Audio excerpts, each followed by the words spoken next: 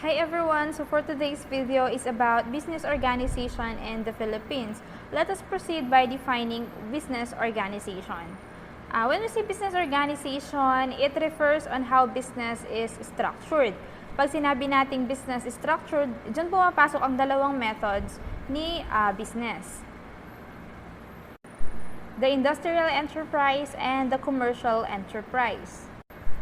If you watch my first video, hindi na bago si industrial enterprise dahil na-discuss na natin siya. But as a recap, pahapyawan natin.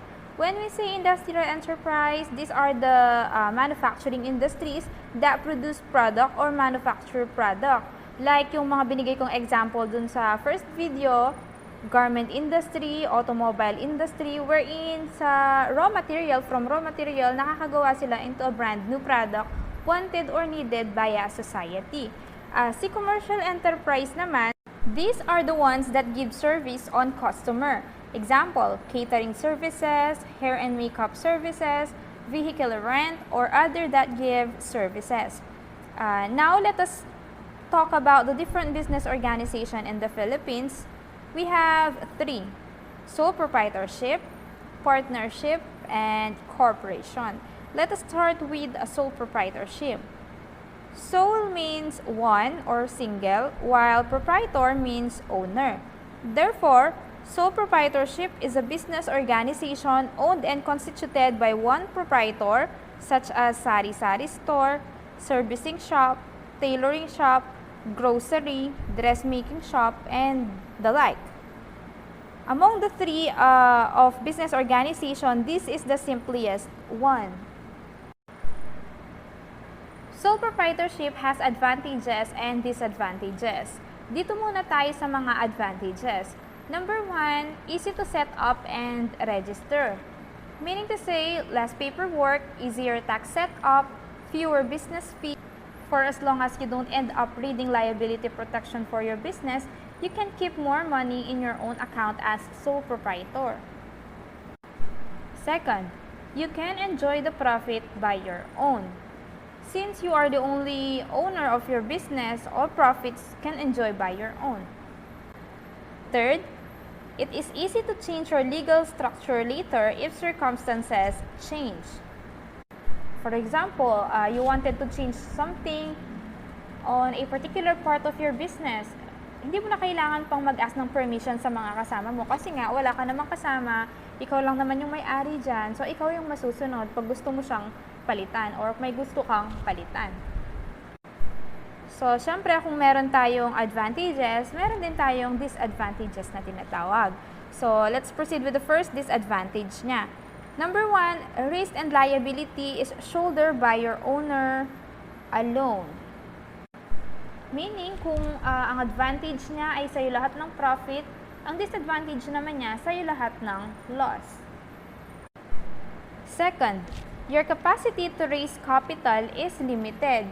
Kasi kung ano lang yung kaya mong i-provide, kung magkano lang yung kaya mong ibigay, yun na yung magiging capital mo. Unlike kapag may kasama ka, meron kang kasamang mag-share at mabilis madagdagan yung capital na gagamitin mo. Third, the life of business is limited.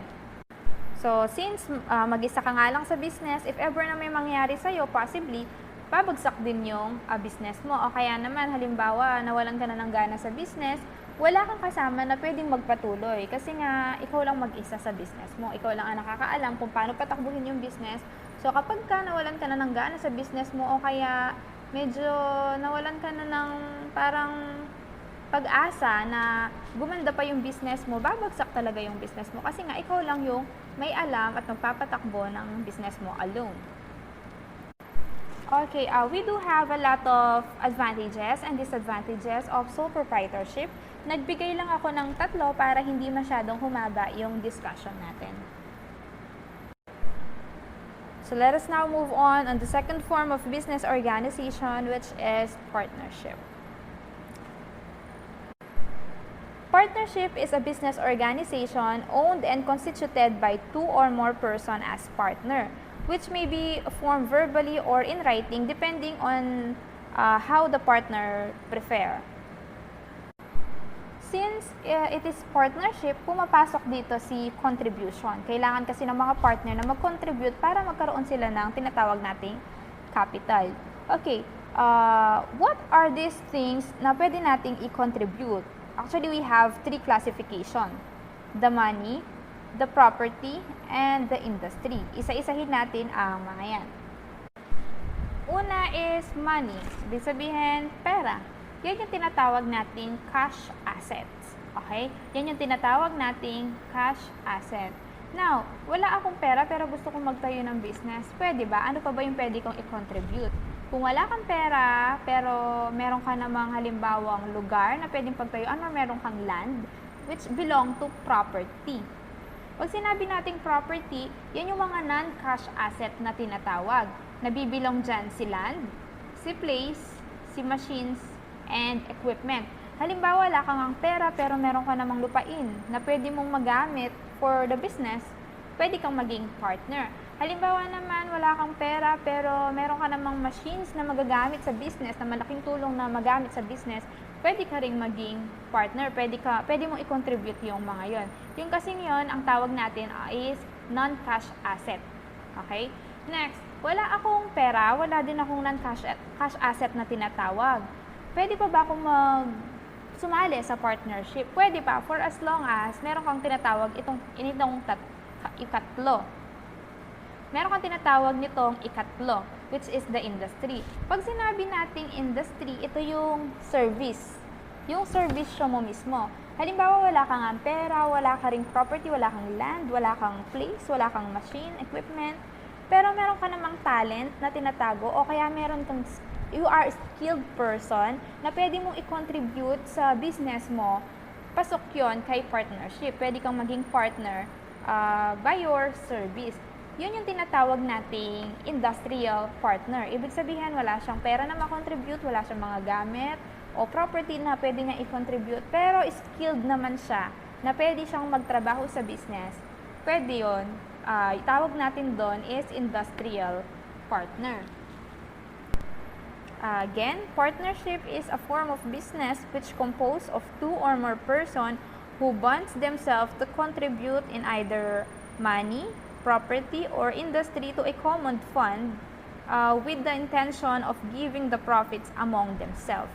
Meaning to say, no matter how much or how less the profit, need nilang maghati-hati equally. Ganon si partnership.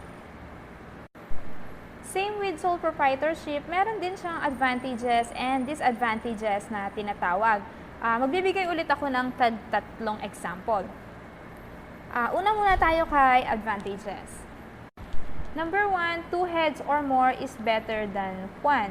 Tama nga naman. It's about bridging gap kasi kapag ka-partnership, because a good partner may bring knowledge and experience you may be lacking or yung mga tinatawag nating contemporary skills to help you grow the business. Pag halimbawa hindi mo na siya kaya mag-isa, meron kang partner na sasalo sa'yo. So, yun yung isang advantage ni partnership. Second advantage naman, more capital is available for your business. Kasi nga, iilan kayong, halimbawa, 2 o marami kayong partner, so marami din kayong pagkukuhanan ng capital. Hindi kagaya kapag sole proprietor ka lang, kung ano lang yung meron mo, yun lang yung kaya mong i-raise na capital. Third is moral support, and I guess yung pinakamahalaga sa lahat, because whenever we encounter setbacks or to cope with work and everyday frustration, you have your partner na magbibigay ng support sa iyo. Let us now proceed with partnerships disadvantages. Number 1, liabilities. In addition to sharing profits and assets, a partnership also entails sharing any business losses as well as responsibility for any debt. Halimbawa, yung partner mo, meron siyang nagkaroon siya ng utang para sa business. So, in case na magkaroon ng loss yung business ninyo, you as a partner also liable na bayaran yung inutang niya para sa business nyo. Ganun kasi ang partnership. Second, loss of autonomy. It is about the risk of disagreements or frictions among partners and management. Possibly kasi pag may halimbawa nag-open ka ng idea, pwedeng yung isang partner mo, hindi niya gusto yung idea na yon. Unlike kay sole proprietorship, kung ano yung gusto mong i-change, change mo siya kasi sarili mo lang naman yung kausap mo doon. Hindi kagaya dito, meron kang ka-partner na kailangan agrihan niya muna bago okay, o kung gusto mong may change kung gusto mong merong change sa business mo, kailangan mag-agree muna si isang partner or lahat ng ka-partner mo dapat mag-agree muna. Third and last disadvantages na ibibigay ko, profit sharing. Alam naman natin na pag partnership, profit must share equally. And sometimes this can lead to inconsistency where one or more partners are not putting a fair share or effort in your running business but reaping rewards. Ibig sabihin, kapag halimbawa, profit na ang pinag-uusapan, equally divided yan, pero sa effort na ginagawa o sa tinatrabaho nyo as partner, hindi kayo pare-pareho kasi ngayon may iba na parasite, may iba na tamad na gusto nila kapag profit lang ang pinag-uusapan, nandun lang sila. So, yun din yung isang disadvantage ni partnership. Again, kagaya ni sole proprietorship, maraming advantage and disadvantages si partnership, kaya lang tag-tatlo muna rin yung binigay ko para hindi masyadong humaba yung ating discussion. Let us now proceed with the last form of business organization in the Philippines, which is domestic corporation. Now, bakit po may domestic? Baka may nagtataka kasi sa inyo, ang iba nakikita lang ay corporation. When we say domestic kasi, it means local. And since we are talking about Philippines, a form of business organization, and we are talking about locally, kaya merong domestic. Now, what is domestic corporation? This is a business stock corporation organized by group of people for any lawful purpose and purposes. Pag sinabi nating people, yan yung tinatawag nating shareholders, stockholders, and investors. Let us talk about these three. Ang tawag natin sa tatlong iyan ay part owner. Okay? Again, si shareholders, stockholders, investors, ang tawag natin dyan, part owners. Ano naman ang pinagkakaiba ng tatlong iyan? Pag-usapan natin. Let's start with shareholders and stockholders. Both term means the same thing, wherein kung magbibigay sila ng kanilang share, galing mismo sa kanila. For example, they are about to give 1 million peso as a share in a corporation, sa kanila mismo manggagaling yung share na yon. Yun yung mga tinatawag nating shareholder and stockholder. Again, si shareholder at si stockholder, wala silang pinakaiba, pareho lang yung ibig sabihin ng dalawang yan. Ngayon naman, pag-usapan natin si investor. Ano yung pagkakaiba ng investor kila shareholders o stockholder na tinatawag? Si investor naman, ganito. An investor can also be a shareholder, but it may also lend money to business. Meaning to say, kung wala siyang ganoong kalaking halagang pera, uutang siya para may ma-share siya sa corporation, para may ma-import siya sa corporation. Halimbawa, gusto niya magbigay ng 1 million sana, mag-i-invest siya ng 1 million. So, kung wala siyang kukuhanan ng 1 million, pwede siyang umutang and then babayaran niya na lang yon. Kapag, depende sa pinag-usapan nila. So, si investor, ganun siya.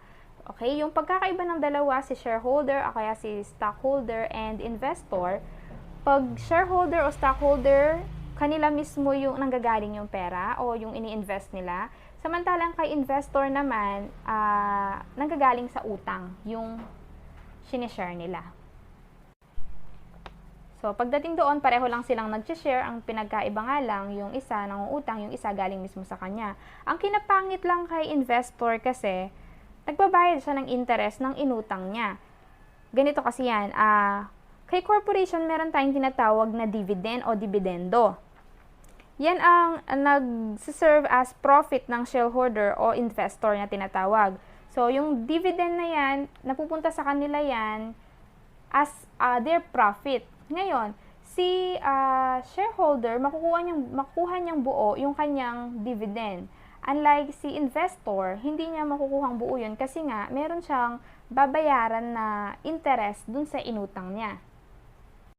Before I forget to mention pala, pag yung mga part owner na yan, nakuha nila yung kanilang dividend, magbabayad sila ng tax nila, kanya-kanya. So kung kanina nabanggit ko si investor, may pagkakuha niya sa kanyang dividend, may babayaran pa siya na interest dun sa inutang niya, minus pa pala yung tax na babayaran niya. Unlike kay shareholder, since sa kanya yung perang buo, sa kanya yung share niya, so kapag ka na-receive niya yung kanyang dividend, tax lang ang mamaminus sa kanya.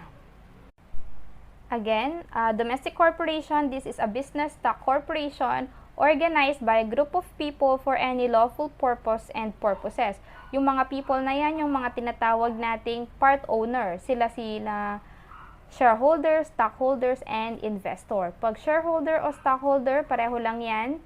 Ibig sabihin, pag nag-share sila, nanggagaling mismo sa bulsa nila. Unlike kay investor, pag may share sila sa corporation, kuminsan nanggagaling sa utang. Umuutang sila para may ipang share. Silang dalawa, parehong nakakatanggap ng dividend and pareho din silang nakakatasan ng tax. Ang pinagkaiba lang, kapag investor ka, may utang ka, maliban dun sa tax, meron ka pang minus na, o meron ka pang kaltas na interest dahil dun sa inutang mo. To discuss further the domestic corporation, may nabasa pa akong ibang definition nito, so I will explain. Based on my reading, a domestic corporation, it is an artificial being created by operation of law, having the right succession, powers, attributes, and property expressly authorized by law of incident to its existence. Pag sinabi nating artificial being, yan yung mga people na napag-usapan natin kanina. Shareholder, stockholders, and investor. Kung tao pala sila, bakit natin tinawag na artificial being? Okay, in corporation kasi, tinawag silang artificial being because these shareholders, stockholders, and investors are created by law. Gawa sila ng batas pagdating kay corporation, kaya sila tinawag na artificial being. And domestic corporation also have their right of succession. Si domestic corporation pala, meron silang 50 years granted. Ibig sabihin, yung lifespan ng business nila is 50 years. And then, yung 50 years na yon, renewable yon for another 50 years. Kaya kung mapapansin natin, yung ibang mga corporation like San Miguel Corporation, Coca-Cola Corporation, kung minsan 100 years na sila pero andyan pa. Kasi nga yung corporation, 50 years granted. And then, renewable yon for another 50 years and for another 50 years. Okay, same with the first two business organization, pag-usapan din natin ang advantages and disadvantages ng corporation. Magbibigay lang ulit ako ng tag 3 para hindi humaba yung discussion natin. Kay advantage muna tayo. The first advantage is limited liabilities. The shareholder of a corporation are only liable up to the amount of their investment. Ibig sabihin, let's say, si domestic corporation, bumagsak siya after 10 years and then nagkaroon pa siya ng utang na 1 million, hindi liable si shareholder o si investor na bayaran yung utang ni corporation. Kasi yung pinaka-loss ni shareholder dito or ni investor, yung mismong share nila. Let's say si shareholder, nag-spend siya ng 100,000 para ibigay kay corporation.